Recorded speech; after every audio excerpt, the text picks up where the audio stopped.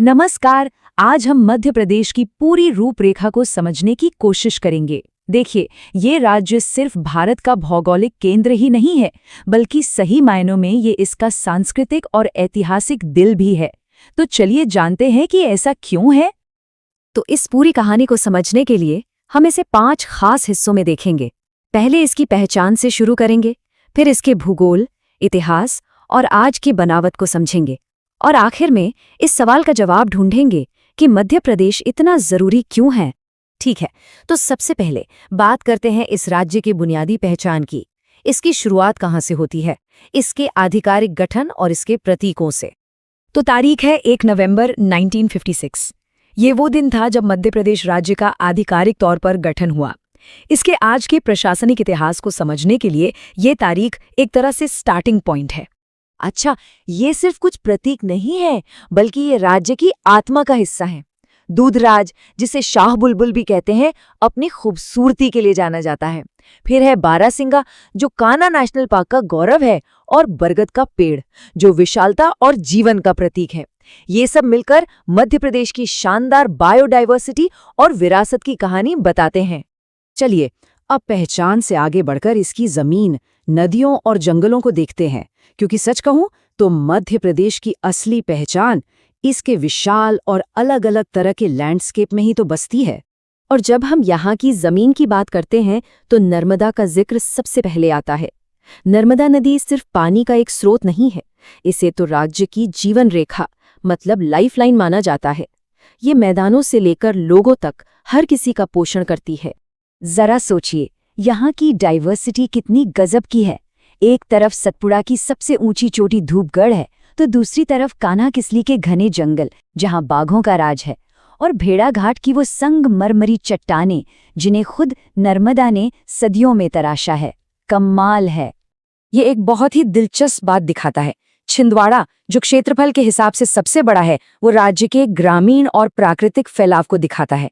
वहीं दूसरी ओर इंदौर, आबादी में सबसे आगे, इसकी धड़कती हुई शहरी और कमर्शियल पावर का सिंबल है। तो एक ही राज्य के ये दो अलग अलग चेहरे हैं। और ये नंबर 14, ये बहुत अहम है। कर्क रेखा यानी tropic of cancer Madhya Pradesh के 14 जिलों से होकर गुजरती है। यही वजह है कि ये भारत के ट्रॉपिकल जोन के एकदम बीच में आता है। और इसी भूगोल ने, इसी जमीन ने एक बहुत ही गहरे और परत दर परत इतिहास को जन्म दिया है। चलिए अब उसी इतिहास की गलियों में चलते हैं। मध्य प्रदेश का इतिहास एक टाइम ट्रैवल जैसा है।